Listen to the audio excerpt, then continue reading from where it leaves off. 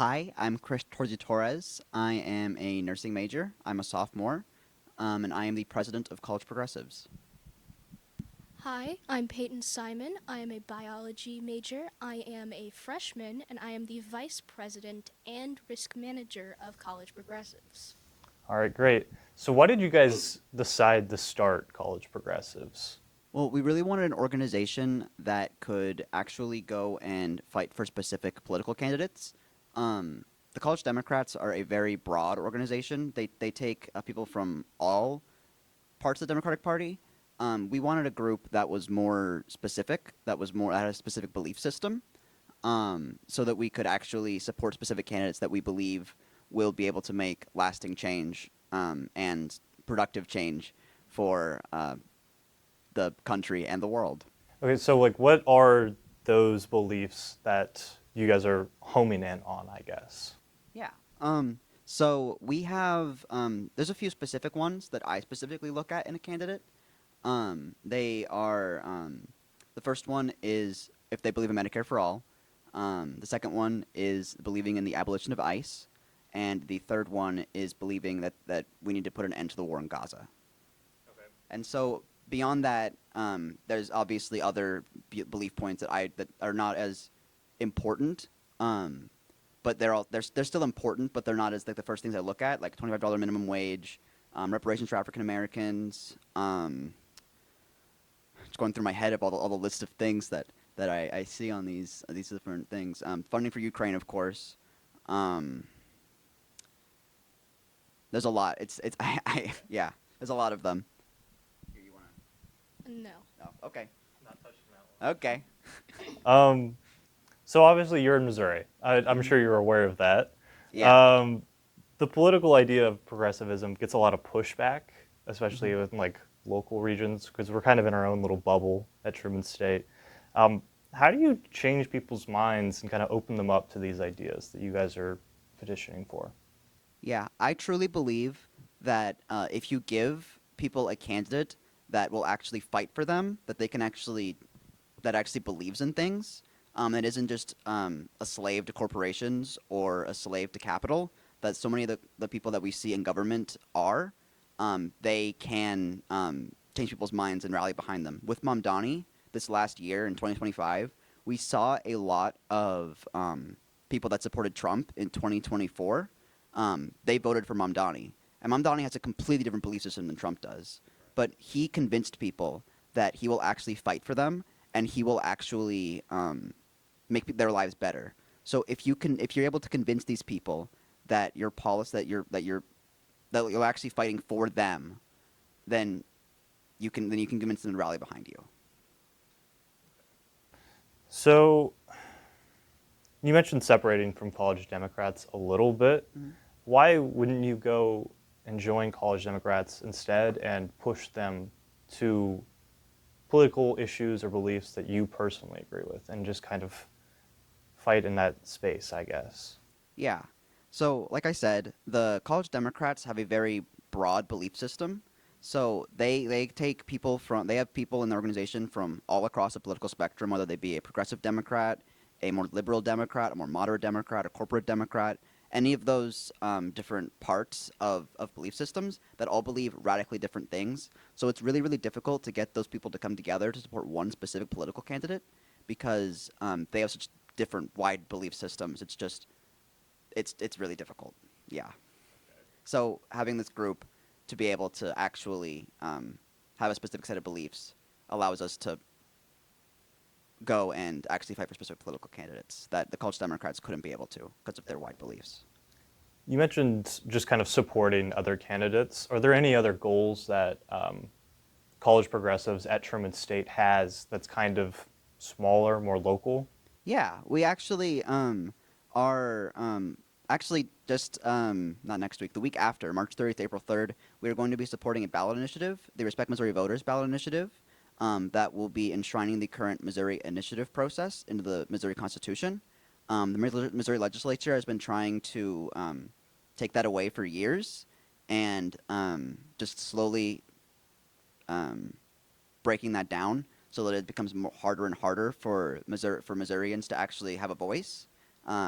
and be able to pass things that they believe in on the ballot.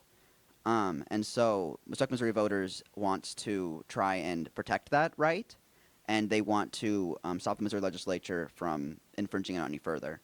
So we will be tabling for that in the Student Union building from March 30th to April 3rd. So that's one thing for just Missouri that we've been doing as a whole. We've also been working with No More ICE Violence over the last month or so to raise money for different people across the nation that are victims of ICE violence. So, like, for our tabling we did with the bake sale, we had we raised money for certain families in Minnesota who raised money from families in Minnesota who who were struggling to pay their rent because of the raids that had happened throughout January. Their family members may have been taken by ICE, or they may have been impacted in other ways, so they were just struggling to pay their rent. So we support an organization that was helping support those people to make sure that they can keep their houses and not go to the streets. And then with this last book sale that we did this last week, earlier this week, we were helping support people that are in ICE detention right now in Phelps County here in Missouri. So we have a lot of different ideas of how to help people. So we are more than just while it was founded to support specific political candidates, there are a lot more things that we can do to support people than just that. Okay, and you mentioned Missouri a bit more. You mentioned the ballot initiative, but also the holding. What are your thoughts on Missouri's current political atmosphere? Yeah, so Missouri has obviously it's very, it's not, I wouldn't say it's like deep red, deep Republican. It's about I think it's more purple than people give it credit for. We have the big cities over in St. Louis and Kansas City that are very, very blue, and that's where a large majority of the people live. We see with when we vote for governor, like this last 2024 election, it was about 46%.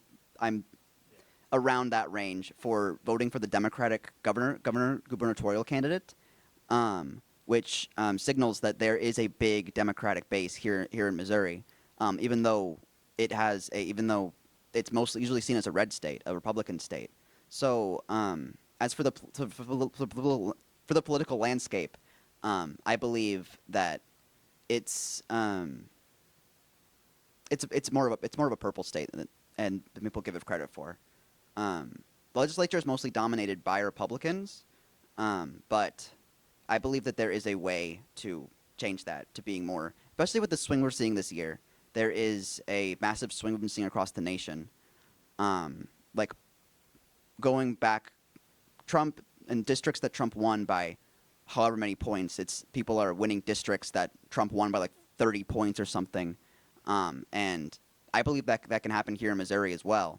And we could even get a blue legislature, maybe not this year, but in 2028.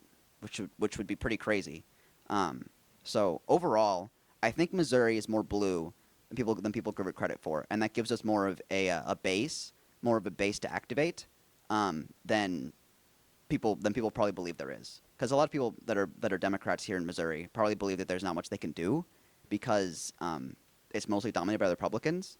But I believe that there is 100%. There's always a chance to make things better. And you mentioned a blue Missouri legislature, which sounds really foreign. Yeah. What would you guys do to help with that? Or is that too far out in the future, you're not thinking about it? Well, we would love to help more Missouri legislature candidates. We're currently looking at national candidates more so. It's just we don't have enough manpower to really support a ton of candidates. We do believe in a bunch of the blue Missouri candidates. Like there's one here. His name's Corey Lubering here in District 3, Missouri House District 3, who is currently running for the Missouri House this year in 2026. And we just don't really have the resources to help support these candidates, even if we really want to support, even if we really want to help them. My thought is that the state of Missouri is smaller than the national government, right? Yeah. So wouldn't it make more sense to focus on the Missouri side of things and give less on national? Well, we just have there is a really big there's a really big crisis nationally right now with the Trump administration, and we really want to help fix the House of Representatives. The Missouri legislature is really important, and I believe that it will flip soon. But there are national candidates that I believe can make more change nationally than the ones here locally can.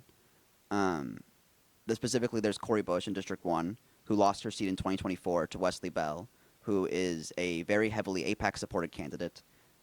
He received almost $17 million in funding in 2024 from APAC. That helped a little bit to beat her. Yeah, 100%. And even then, he still only won by 5.5%.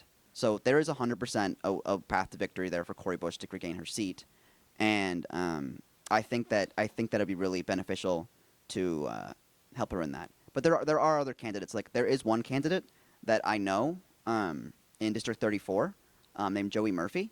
He is really cool. I've actually met him personally. He believes in a lot of progressive ideals, and I would really like to support him.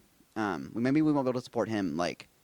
We can support them by word of mouth. Like we don't have to technically support these people by phone banking, canvassing, or whatnot. We can still support them by word of mouth. If we get their name more out there, then it can help them in their candidacy as well, as opposed to actually going out there and fighting for them. Were you phone banking for national? Yes, we actually did recently phone bank for Kat Abagazale in Illinois District 9. We helped phone bank for her. We made 200 calls. For Kat Abagazale. We had 4 people. We had Marsha from No More Ice Violence helping us. She made 68 calls. I know. She did. I personally made 72 calls. And I made a couple other members of our organization that made a good number of calls. And I was really proud. I was really glad, really proud of our turnout that we had for that. Making 200 calls is not a small feat. I was very happy about how that turned out. But yeah, we plan to do more stuff like that in the future for national candidates, and we can help these local candidates with phone banking as well. Phone banking and canvassing are extremely important vehicles for people to help these political candidates get their name out there. They're also very easy and simple to do. The way we did it is we had a script and a list of phone numbers that we would go down. And all we would do is just say, hey, have you heard about this candidate? And we would just like list their policies and all of their good attributes. And if they didn't want it, we would just say, okay, and then we would move on. Kat Abagazale had the list of phone numbers. We just connected with a dialer on Scale to Win, who we just started calling. We connected to the dialer system, and we pressed another button to just call someone, and it automatically connected us with someone in her district. And we just followed a script essentially to just tell them about Kat Abagazale. See if they're interested in supporting her. So you guys had a protest in February, Mm-hmm. right? What was your involvement in planning that protest? Yeah, we with Marsha, with the More Ice Violence, and with Elaine and Cooper over in College Democrats, we planned a lot of the events. Marsha planned a lot of the events that actually happened there. We did more of a support role. We got people together. We got the word out there. We got a lot of the supplies that she used, like a lot of the posters there. We were able to provide. We were able to provide Marsha with a bunch of the posters that were handed out at the protest, so people could show what their voices are, even if they didn't have time to make a poster. We actually also held some sign making at our first first closed door meeting that we had, where we were trying to figure the club out on February 28th. We had a little closed door meeting where we made some signs. Peyton made a really cool sign with a couple of our other friends, Noah and Matthew. They made some really cool signs. They're really good artists. I'm really proud of them. We have a little art team that we have, and Noah's our art lead for it. So they just make a little art for our organization and Instagram posts and just getting our word out there. Sorry, back to the protest. Yeah.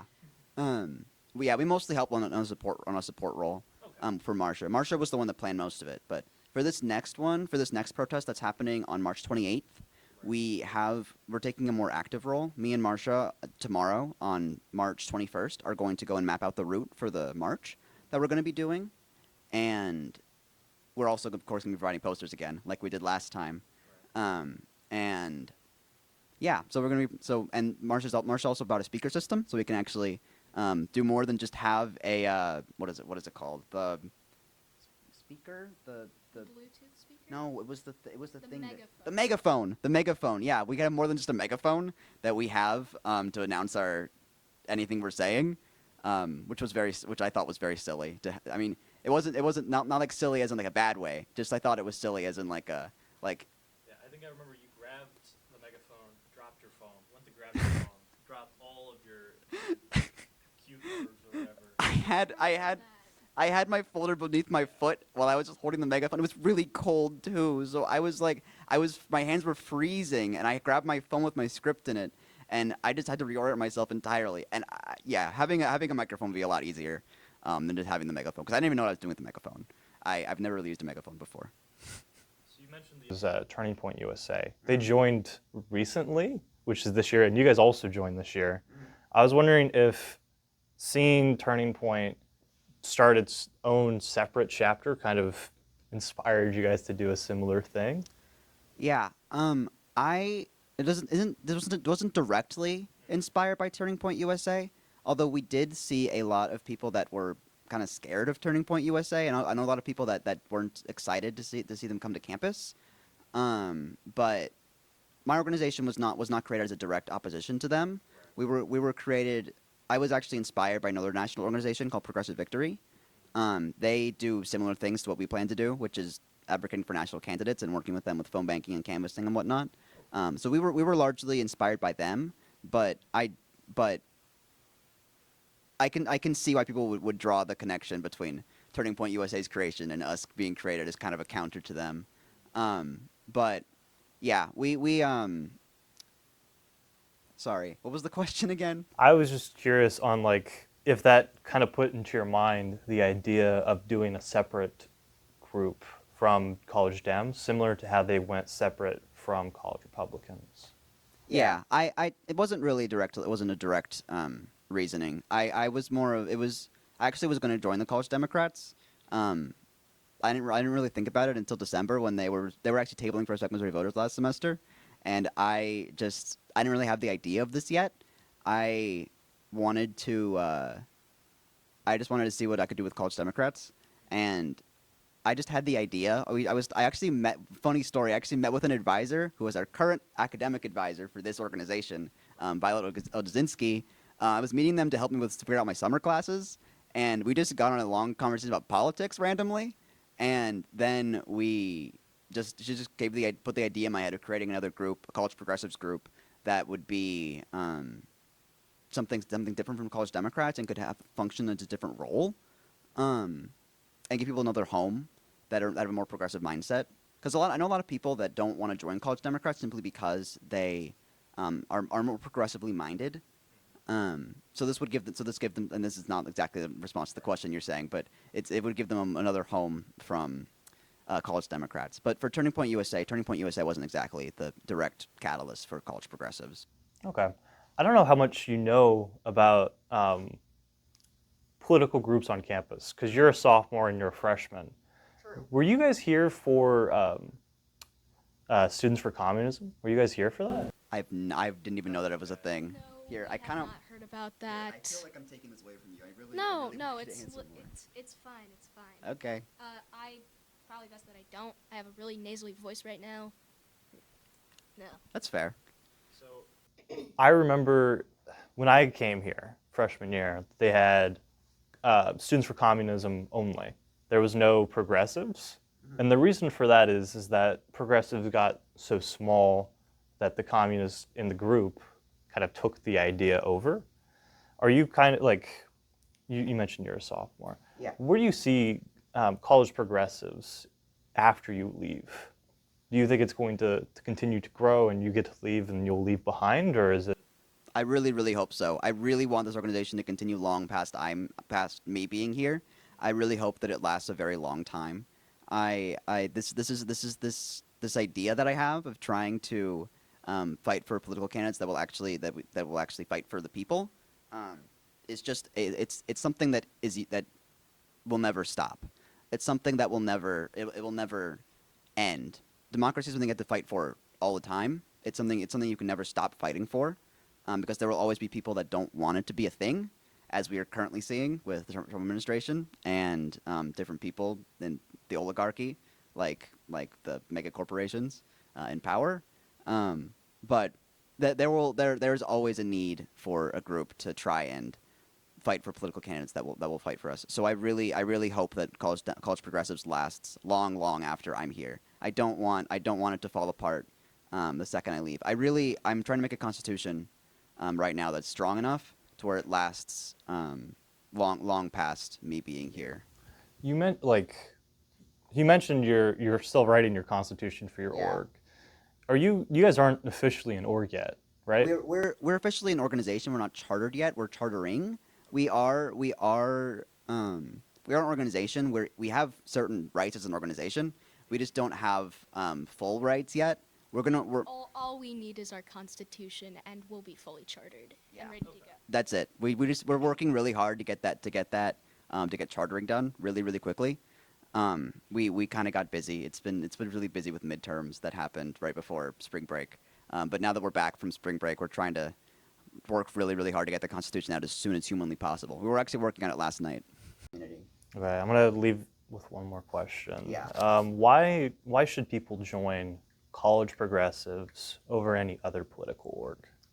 Yeah, I feel like, well, obviously we're a home for a specific mindset of people, a more progressive mindset that follows the ideals that we listed at the very beginning of the interview.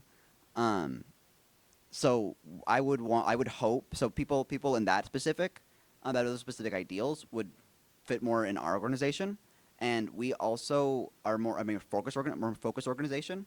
So we're more able to go and fight for specific political candidates than others